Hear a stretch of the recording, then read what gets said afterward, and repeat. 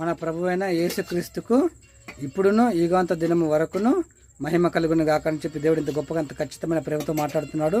మన గొప్ప దేవుడు మన తండ్రి యేసు ప్రభువు ఎందుకు ఆ విధంగా చెప్పి మాట్లాడుతూ వచ్చినాడు అంటే, మన ప్రభు అయిన యేసుక్రీస్తుకు మనకు దేవుడు ఎటువంటి స్థితిలో ఉంటూ వచ్చినాడు, మన గొప్ప ప్రభువుగా ఉంటూ వచ్చినాడు. ఒక తల్లిగా, తండ్రిగా, కొండగా, కోటగా, అండగా, ఆదరణకర్తగా ఉంటూ వచ్చిన గొప్ప దేవుడు మనకి ప్రభువుగా ఉంటూ వచ్చినాడు. మన గొప్ప దేవుడు మన తండ్రి యేసు ప్రభువు. అటువంటి గొప్ప దేవుడు మన తండ్రి ఎవరు ఏం మాట్లాడుతూ వచ్చినాడు అంటే, ఇప్పుడును యుగంత దినం వరకు ఇప్పుడు దేవుడికి మహిమ కలగాలి నీ ద్వారా మాట్లాడుతున్నాడు. కాబట్టి నీ ద్వారా దేవుడికి గొప్ప మహిమ కలిగి చేస్తూ వచ్చిన గొప్ప దేవుడిగా ఉంటూ వచ్చినాడు మన తండ్రి యేసు ప్రభువారు.